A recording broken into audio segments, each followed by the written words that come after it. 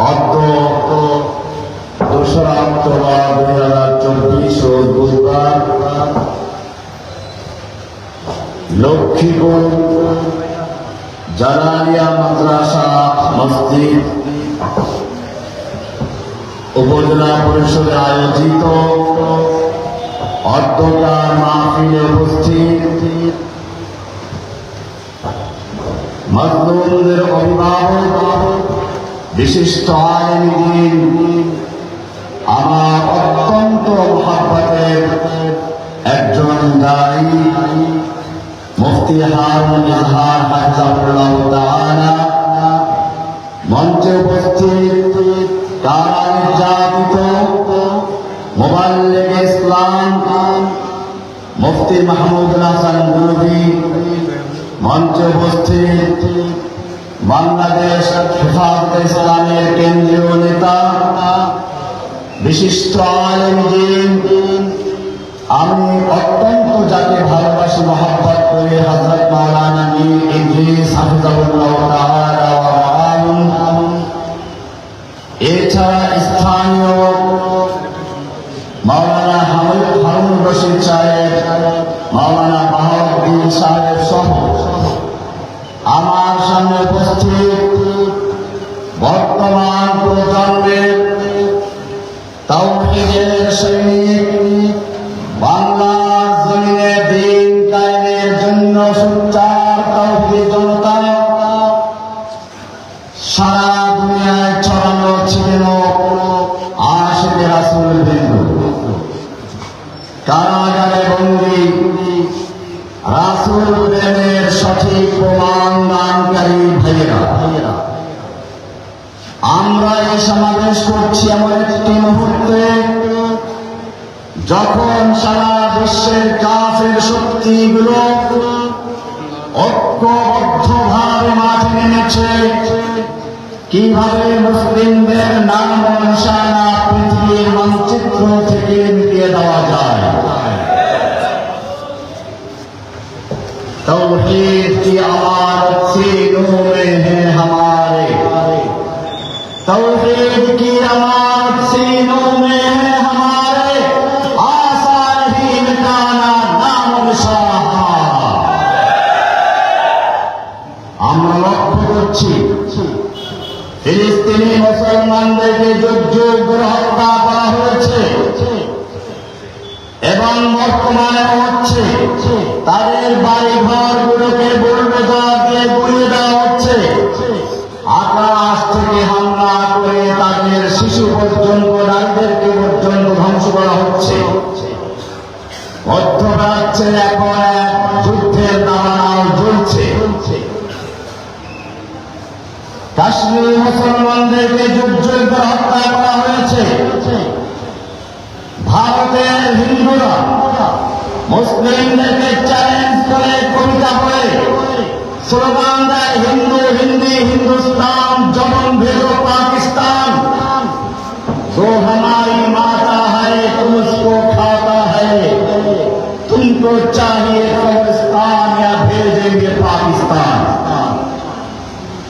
তারা অনেক মুসলিমদেরকে পাকিস্তান না পাঠিয়ে কবরস্থান পাঠিয়েছে। আরাকানি মুসলিমদের উপর অত্যাচার নির্যাতন হচ্ছে। উইগুর মুসলিমদেরকে উন্মুক্ত কারাগারে বন্দী করে রাখা হয়েছে।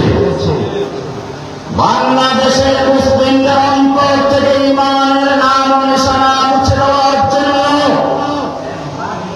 দীর্ঘদিন লালন পালন করে রয়ের মাধ্যমে প্রশিক্ষণ দিয়ে এদেশের বুকেরা ডাইনি স্বৈরাচারিণী শেখ হাসিনাকে পাঠানো হয়েছিল, যে বাংলাদেশে প্রথমে এসে সরাসরি ইসলামের উপর আক্রমণ করেছিল, টুকুরের মাথায় টুপি পরিয়েছিল। এদেশের লক্ষ ওলামায়ে কেরামের সরতাজ শাইখুল হাদিস আল্লামা আজিজুল হক সাহেব, মুফতি আমিন সাহেব সহ অসংখ্য ওলামায়ে কেরামদেরকে জেলে পুরেছিল। এরপরে যখন তাওহীদি জনতা তাকে দ্বিতীয়বার ক্ষমতা আসার থেকে সরিয়ে দিল,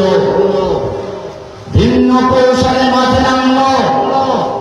এবারে প্রথমে হামলা করলো এদেশের যে সমস্ত ওলামায়ে কেরাম তাওহীদের কথা বলে আল্লাহর জমিনে আল্লাহর দ্বীনকে বিজয়ী করতে চায়, তাদেরকে বিভিন্নভাবে কালারিং করার চেষ্টা করা হয়েছিল।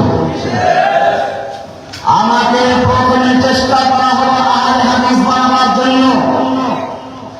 আমি স্পষ্ট বলতে চাই, জসিমউদ্দিন রহমানী কোনদিন আহলে হাদিসের মাদ্রাসায় পড়ে নাই, আহলে হাদিসের কোন সংগঠনের সাথে নিজেকে সম্পৃক্ত করে নাই। জসিমউদ্দিন রহমানী লালবাগ জামিয়া কোরআনিয়ার ছাত্র। জসিমউদ্দিন রহমানী জামিয়া রহমানিয়ার ছাত্র। জসিমউদ্দিন রহমানী দারুল ছাত্র। সুতরাং যারা এরকম কালারি করার চেষ্টা করেছে এবং করছে, আমি তাদের সাবধান করে দিতে চাই, আপনারা যতই চক্রান্ত করেন, হাসিনা চক্রান্ত যেভাবে মাসের জালের মতো ছিন্ন হয়েছে, আপনাদের সকল চক্রান্ত মাসের জালের মতো ছিন্ন হয়ে যাবে ইনশাআল্লাহ। এরপরে হাসিনা চক্রান্ত করো তার চৌরাত্মক আল্লাহ এবং আল্লাহর নবীকে নিয়ে কটূক্তি করার জন্য একদল নাস্তিক মুরতাদকে নিয়ে দিল। শাহবাগ আন্দোলনের নামে, গণজাগরণ মঞ্চের নামে সারা বাংলাদেশের মুসলিমদের ঈমান আকীদা নষ্ট করার জন্য নাস্তিকতাবাদের জাগরণ সৃষ্টি করা হয়েছিল। আমরা তখন বলেছিলাম, শেখ মুজিবকে নিয়ে আপনি আইন করছেন, প্রথমবার তাকে যদি কটূক্তি করা হয় তাহলে 14 বছরের সাজা, দ্বিতীয়বার করলে যাবজ্জীবন সাজার আইন করা হলো। আমরা বলেছিলাম, আপনার কাছে আপনার পিতার মর্যাদা আছে, থাকবেই, আপনার কাছে আপনার পিতার মূল্য থাকবে, এটাই স্বাভাবিক, তার জন্য আইন করলে আমাদের আপত্তি নেই। কিন্তু জেনে রাখবেন, আপনার কাছে আপনার পিতার যতটা মূল্য মর্যাদা রয়েছে, এদেশের প্রতিটি মুসলমান অন্তরে তার যে লক্ষ কোটি গুণ মর্যাদা রয়েছে আল্লাহ এবং রাসূলের জন্য। আল্লাহ এবং আল্লাহ রাসূলকে নিয়ে যদি কেউ কটূক্তি করে, কেউ অবমাননা করে, আল্লাহ এবং আল্লাহ রাসূলের শানে যদি কেউ বেয়াদবি করে, আপনি তাদেরকে কোরআনের আইনে বর্ণিত শাস্তি বিধান করুন। তিনি আমাদের কথা বুঝলেন না, আমাদের ভাষা চিনলেন না, তিনি নাস্তিক মুরতাদদেরকে গোপনে বিদেশ যাওয়ার ব্যবস্থা করে দিল। তখন আমরা চিন্তা করলাম, আল্লাহ কোরআনের আইন বাস্তবায়ন করার জন্য এদেশের তাওহীদি মুসলমান যথেষ্ট, তোমাদের কোনো প্রয়োজন নেই। আজকে আপনাদেরকে পরিষ্কার বলি, ভালো করে শুনুন, ভালো করে শুনুন। কোরআনের সূরা আহজাব 33 নম্বর সূরা 60 এবং 61 নম্বর আয়াত পড়ুন। 57 নম্বর আয়াত থেকে শুরু হয়েছে। আল্লাহ তাআলা বলছেন, যারা আল্লাহ এবং রাসূলকে কষ্ট দেয়, এরা যদি বিরত না থাকে, লাইল্লাম ইয়ান্তাহিল মুনাফিকুনা ওয়াল্লাযীনা ফি কুলুবিহিম মারাদুন ওয়াল মুরজিফুনা ফিল মাদিনা, যারা আল্লাহ এবং রাসূলকে কষ্ট দেয়, যারা মুনাফিক রয়েছে, যাদের অন্তরে ইসলাম বিদ্বেষের রোগ রয়েছে, ওয়াল মুরজিফুনা ফিল মাদিনাতে, এবং যারা আল্লাহ এবং রাসূলকে নিয়ে আর রাসূলের স্ত্রীদেরকে নিয়ে মিথ্যা গল্প তৈরি করে আল্লাহর নবীর চরিত্রের উপরে কালিমাবরণ করতে চায়, আল্লাহ স্বয়ং নিজে বলছেন, লাইল্লাম ইয়ান্তাহিল মুনাফিকুনা ওয়াল্লাযীনা ফি কুলুবিহিম মারাদুন ওয়াল মুরজিফুনা লানুগরিয়ান্নাকা বিহিম। হে নবী, আপনাকে তাদের বিরুদ্ধে আমি খেপিয়ে দিব, উত্তেজিত করে দেব। কে বলেছেন? এখানে শেষ নয়, আল্লাহ বলছেন, আইনামা তুকরিফু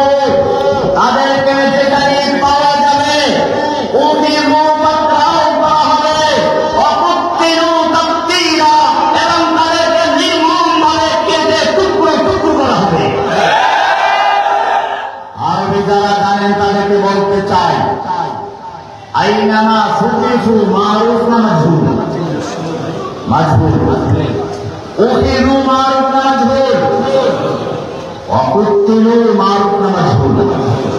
মাজহুল কাকে বলে? মা লাম ইউসাম্মা ফাইলুহু, যার ফাইল বা কর্তার উল্লেখ থাকে না। আপনি যদি কোরআনের বর্ণনা ভঙ্গিমা দেখবেন উসলুবুল কোরআন কি বলে।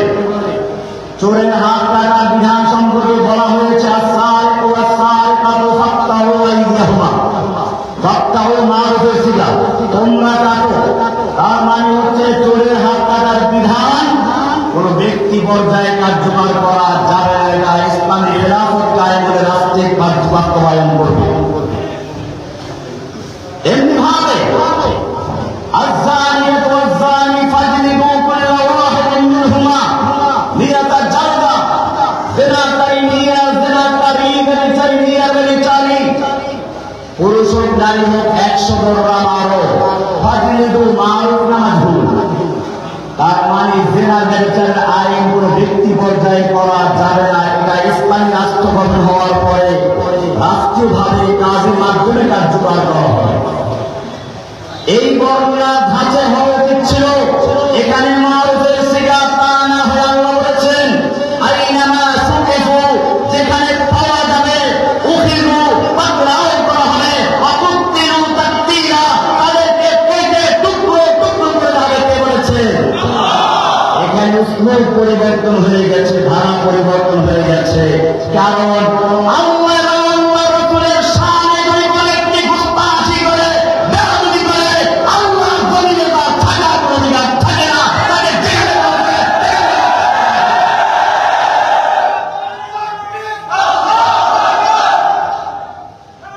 আমি সারা দুনিয়ার নাস্তিকদেরকে বলছি, শুধু বাংলাদেশের নয়, ভারতের নয়, জেনে রাখবে সারা দুনিয়ার মুসলিম তৌহিদের কাছে উঠেছে।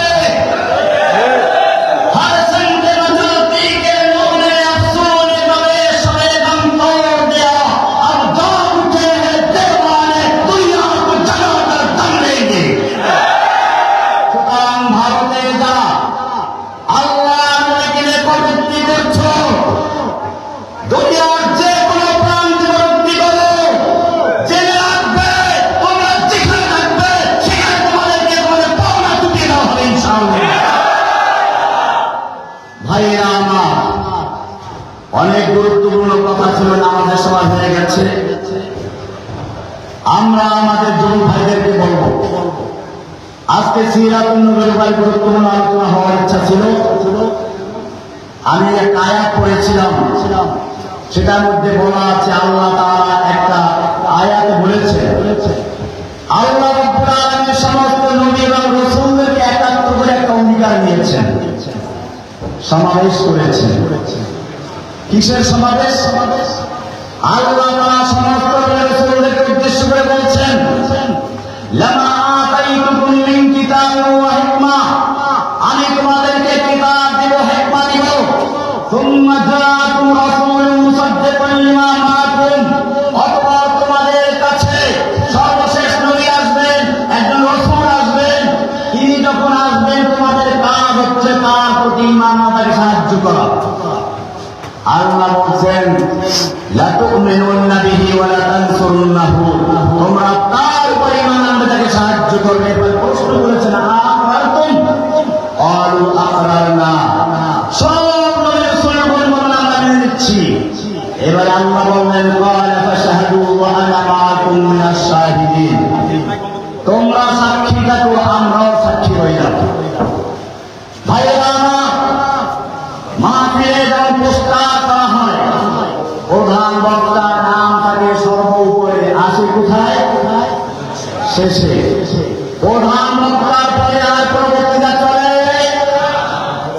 ঠিক তেমনি ভাবে আল্লাহ রাব্বুল আলামিন নবুয়তের প্রস্তাব করেছেন।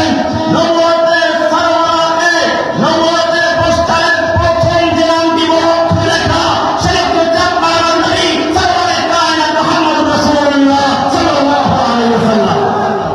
এরপরে যে নামগুলো সেগুলো হচ্ছে আদম থেকে শুরু করে ঈসা আলাইহিস সালাম পর্যন্ত। যখন মাহফিল শুরু হয়ে গেল, আদম আসলো,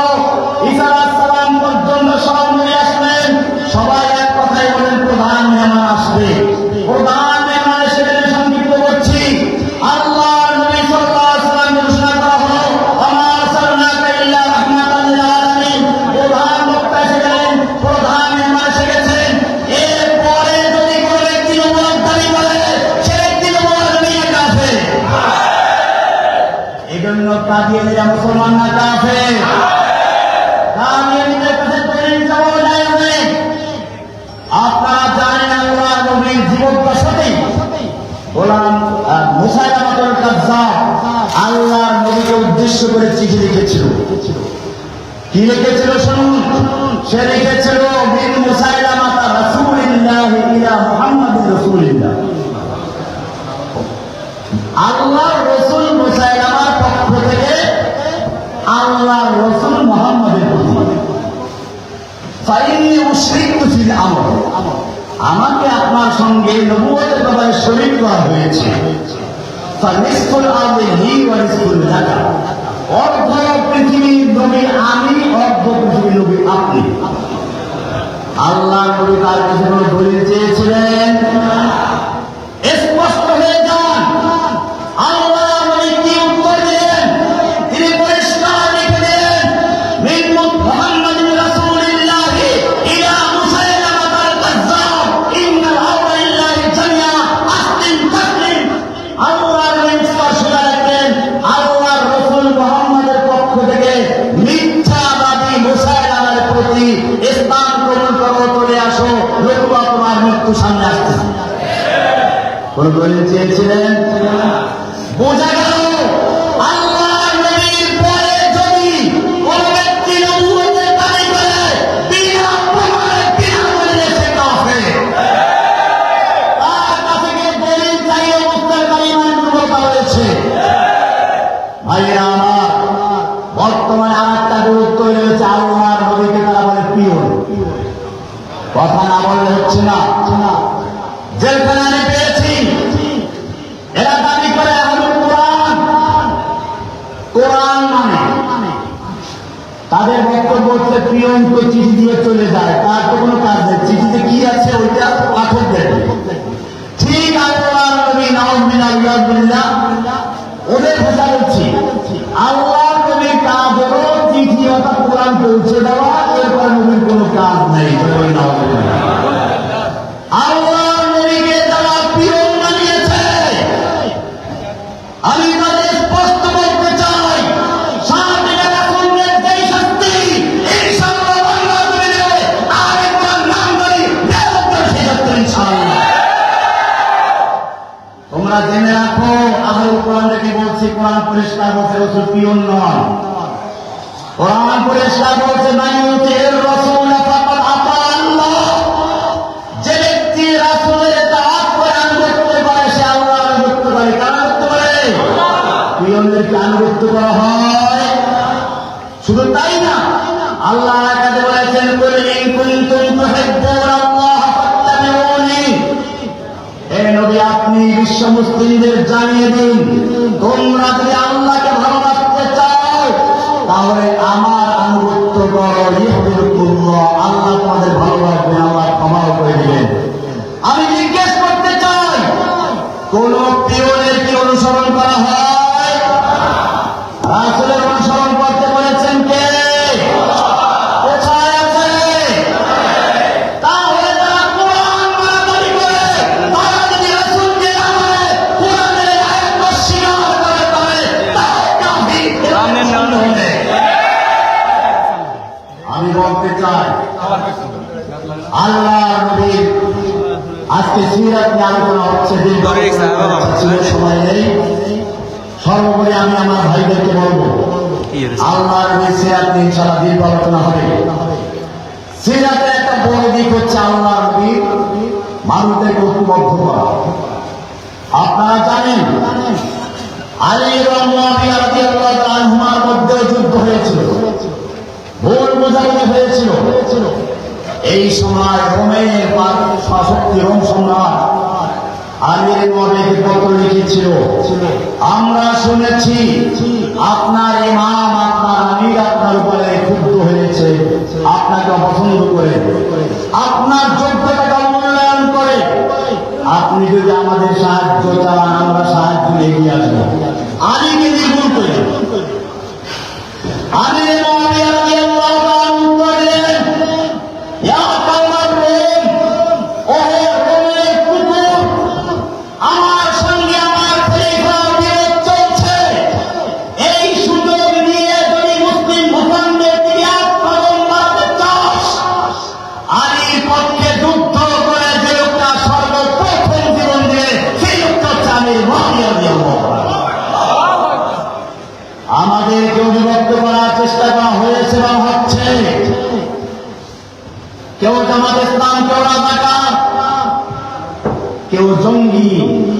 কেউ সরকারবাদী।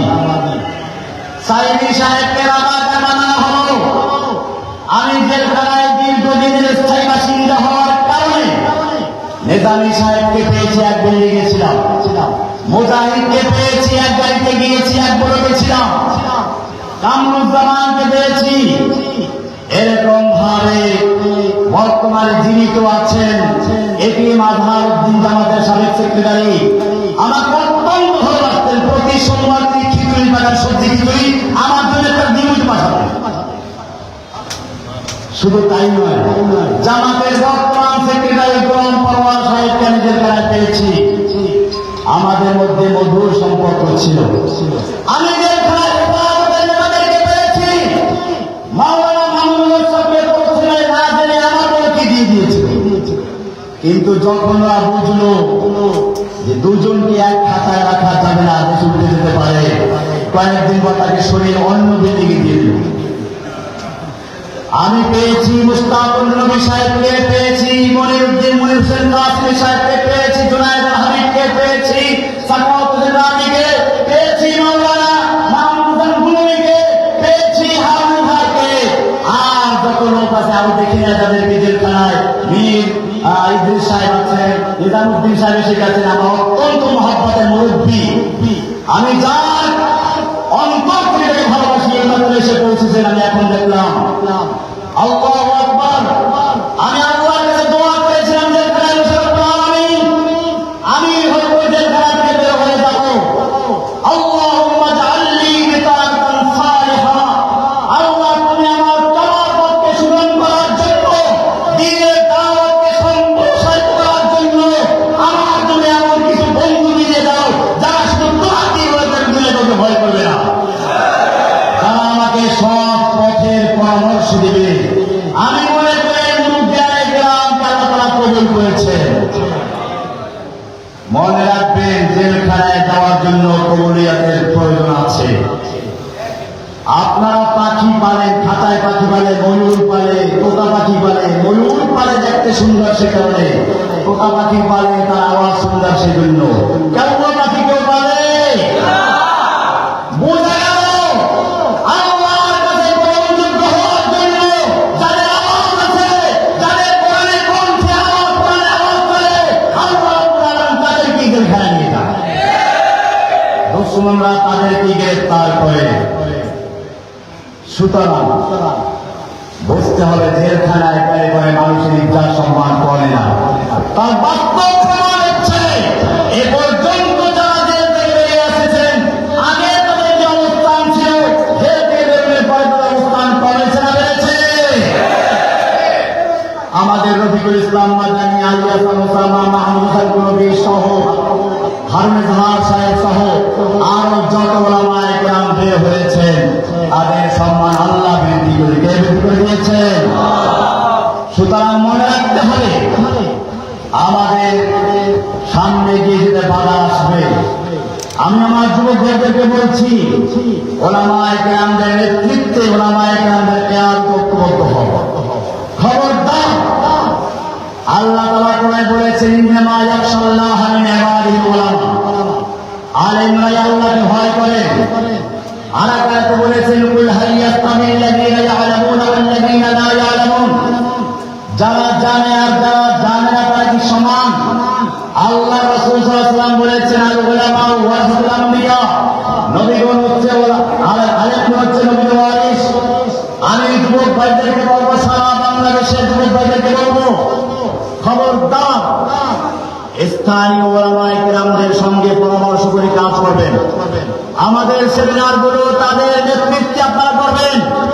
জেনে রাখবেন, যে কোনো আন্দোলন সফল হতে হলে তিনটা জিনিসের প্রয়োজন: মুরব্বী আলেমদের পরামর্শ, যুবকদের রক্ত, ধনীদের অর্থ।